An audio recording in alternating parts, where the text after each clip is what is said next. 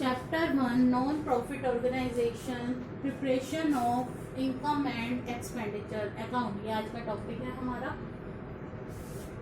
Income and expenditure account, आय और व्यय खाता।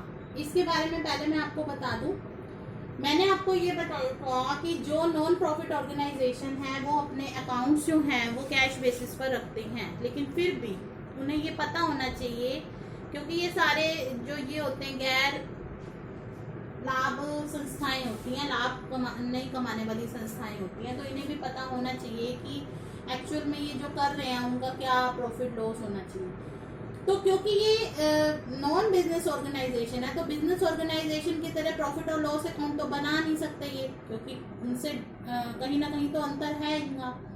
तो लाभ हानि खाता बनाने की बजाय ये बनाते हैं इनकम एंड एक्सपेंडिचर अकाउंट। ये होता लाभ हानि खाते की तरह ही है, प्रॉफिट एंड लॉस अकाउंट की तरह ही होता है, बस उसमें और इसमें ये फर्क है, ये गैर व्यापारिक संस्थाएं बनाती हैं और ये उसको नाम उन्होंने दे दिया इनकम एंड एक्सपेंडिचर अकाउंट, और जो व्यापारिक संस्थाएं बनाती हैं यानी कि जो लाभ कमाने वाली संस्थाएं बनाती हैं वो बनाती हैं प्रॉफिट एंड लॉस अकाउंट।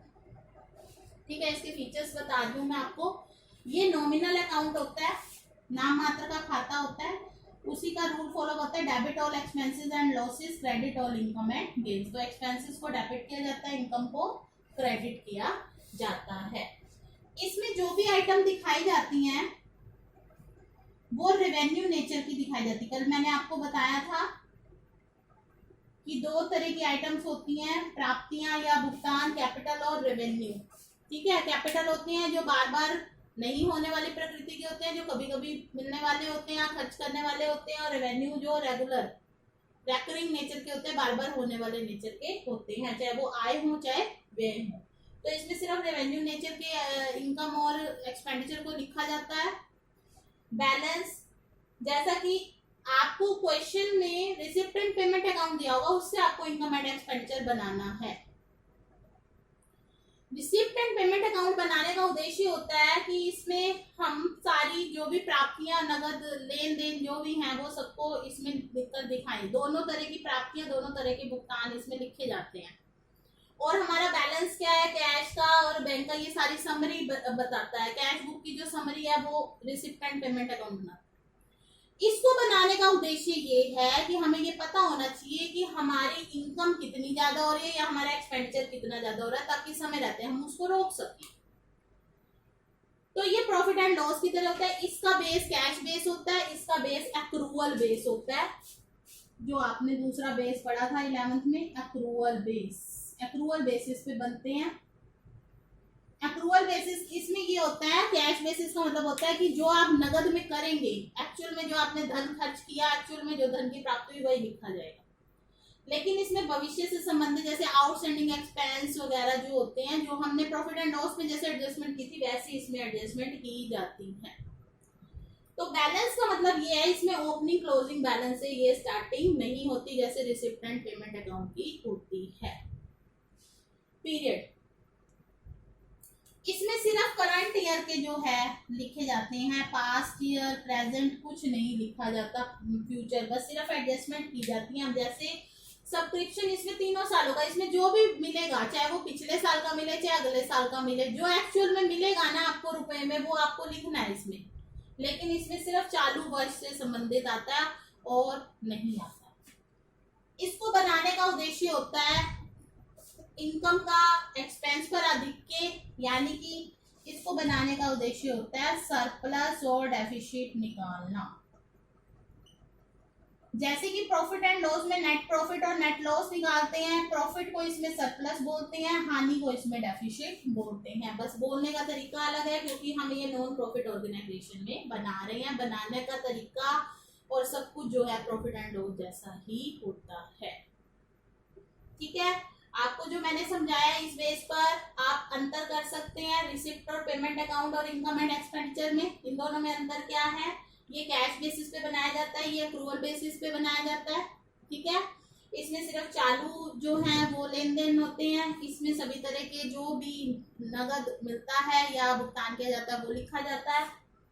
ठीक है, इसकी स्टार्टिंग कैश बैलेंस से होती है, ओपनिंग बैलेंस से और एंड क्लोजिंग से, लेकिन इसमें ऐसा नहीं होता है, इसमें सरप्लस और डेफिसिट निकाला जाता है।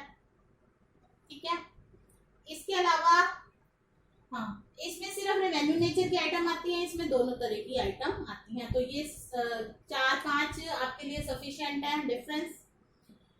इनकम एंड एक्सपेंडिचर का अगर प्रॉफिट एंड लॉस अकाउंट से डिफरेंस करना हो तब आप कैसे करेंगे, तो उसके लिए दोनों मैंने बताया बिल्कुल एक जैसे होते हैं। तो पहला डिफरेंस यही है कि इनकम एंड एक्सपेंडिचर में हम जो हेडिंग लिखते हैं वो इनकम और एक्सपेंडिचर लिखते हैं, और प्रॉफिट एंड लॉस में हम हेडिंग जो लिखते हैं वो प्रॉफिट और लॉस की होती है।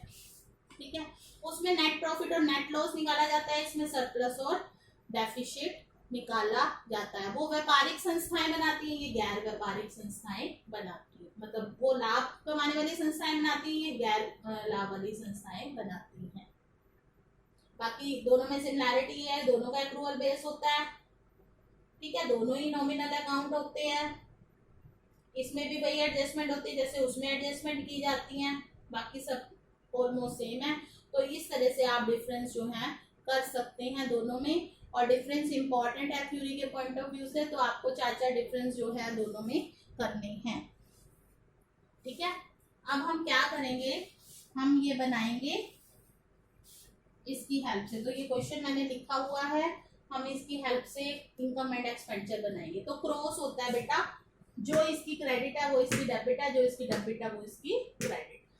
ठीक है, देखिए ये हमने नहीं लिखना, इसमें से सिर्फ रेवेन्यू नेचर के आइटम्स जो है वो इंक्लूड करेंगे। पहले अब रिसिप्ट आ जाए, इधर आएगा ये ऐसे आएगा। ठीक है, इस तरफ सबसे पहले हम लिखेंगे सब्सक्रिप्शन, तो यहाँ 2 में है वो बाय में आ जाएगा, बस ये याद रखना। ठीक है, अब हमने क्या है सिर्फ करंट ईयर का लिखना है, तो करंट ईयर हमारा ये है क्योंकि 19 में बन रहा है तो 18-19 का चलेगा, तो 2,25,000। अब बाकी जो आइटम इसमें नहीं आती वो कहाँ जाती है, बैलेंस शीट में। पेपर में आपको रिसिप्ट एंड पेमेंट अकाउंट दिया होगा, आपको बैलेंस शीट और ये इनकम एंड एक्सपेंडिचर खुद बनाना है। तो 2 बैलेंस शीट बनती है, ओपनिंग और क्लोजिंग। सेम बैलेंस शीट जैसे एसेट लायबिलिटी होती है वैसे बनती है, और इनकम एंड एक्सपेंडिचर अकाउंट तो जो रेवेन्यू नेचर के हैं वो इसमें आते हैं, जो कैपिटल नेचर के हैं वो किसमें जाएंगे, बैलेंस शीट में। ठीक है, तो हम ये लिखेंगे, ये हमारा बैलेंस शीट में जाएगा। अब डोनेशन फॉर बिल्डिंग, मैंने आपको बताया इसमें सिर्फ रेवेन्यू नेचर के आएंगे जो बार बार होने वाले होते हैं। डोनेशन बिल्डिंग के लिए दिया, एक पर्टिकुलर पर्पस के लिए दिया, तो एक ही बार मिला होगा, बिल्डिंग बनाओगे, बनाने के लिए मिला आपको, बिल्डिंग बनानी है इसकी। तो ये जो डोनेशन है ये स्पेसिफिक डोनेशन है, कैपिटल नेचर की है, ये कहाँ दिखाई जाएगी, बैलेंस शीट में। ठीक है, एंट्रेंस फीस, एंट्रेंस फीस का कुछ नहीं कहा हो ना, हम उसको रेवेन्यू नेचर का ही मानते हैं, तो हम यही लिखेंगे। इसके बारे में कहा होता है क्वेश्चन में क्या करना है आपको, तो उसके अकॉर्डिंग चलना, कुछ नहीं कहा हो तो हम इसी में ही लिखेंगे। ठीक है, लाइफ मेंबरशिप फीस मैंने आपको बताया था, कुछ सदस्य ऐसे होते हैं जो ये सोचते हैं बार बार मेंबरशिप फीस देने के बजाय पूरी जीवन भर की जो है जो भी उनकी वो होती है फीस दे दी जाती है, तो एक बार की नेचर की होती है। तो ये हमारी कैपिटल जो है रिसिप्ट है, ये हमारी बैलेंस शीट में दिखाई देगी। इंटरेस्ट, इंटरेस्ट तो बार बार मिलता है, 18,000। लोकर रेंट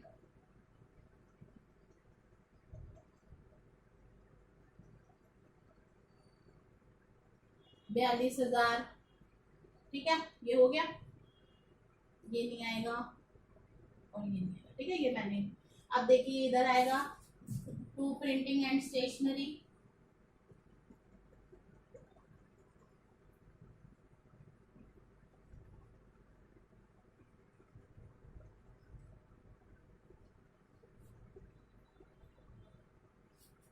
ये आ गया 38,750। Lighting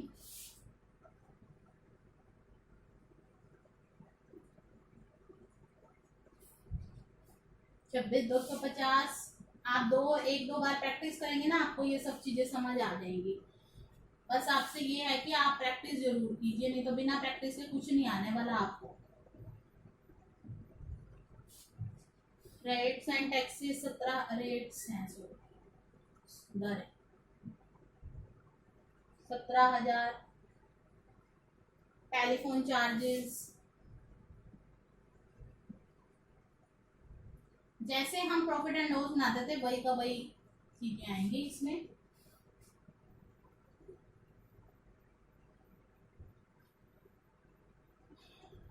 postage and courier,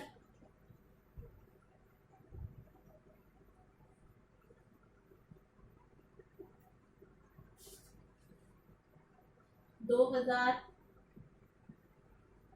wages and salaries,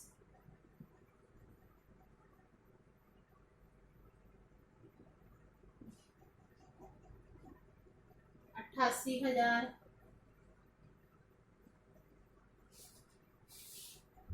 insurance premium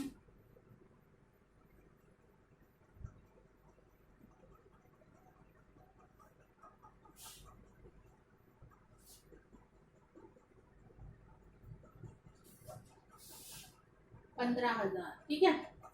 purchase of furniture, furniture खरीदा है, ये कैपिटल जो है एक्सपेंडिचर है। मैंने बताया था एसेट के ऊपर जो भी खर्चा होता है वो कैपिटल एक्सपेंडिचर होता है। ये बैलेंस शीट में आएगा furniture. Cash in hand, cash at bank, ये भी बैलेंस शीट में आएगा और ये बैलेंस इसमें नहीं आते। तो इस तरह से हमने क्या किया, जो रेवेन्यू एक्सपेंडिचर है, रेवेन्यू रिसिप्ट है, वो हमने इसमें लिख ली। अब हम दोनों साइड का टोटल करेंगे। दिखने में लग रहा है इधर का टोटल ज्यादा है। जब क्रेडिट साइड का टोटल ज्यादा हो डेबिट से, तो हमारा बैलेंस जो आता है वो क्या आता है, सरप्लस। और अगर इधर का टोटल ज्यादा हो इससे, तो यहाँ आ जाएगा डेफिशिट। ठीक है, ऐसे डेफिशिट लिख के ये निकाल हमारा क्या आना है, सरप्लस। क्योंकि आपको ज्यादा अमाउंट लग रहा है तो ये ज्यादा ही आएगा।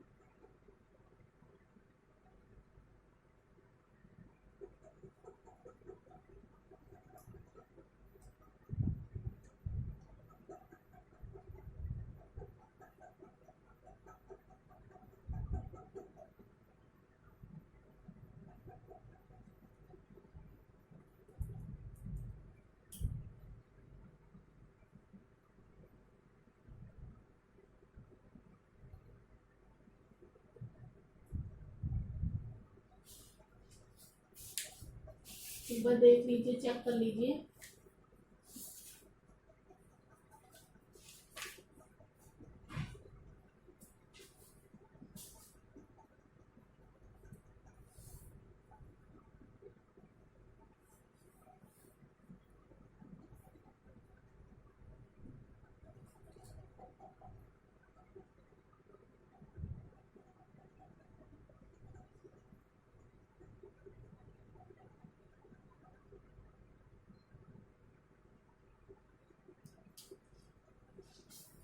यहाँ आएगा 3 लाख।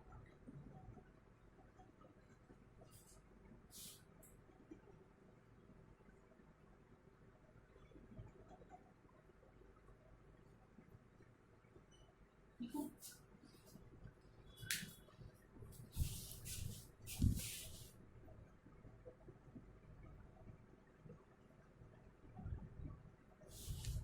देख लीजिए। तो इस तरह से हमने ये क्वेश्चन कंप्लीट करना है। आप अपनी बुक में से करेंगे और इसकी एक्सरसाइज का क्वेश्चन करके देखेंगे।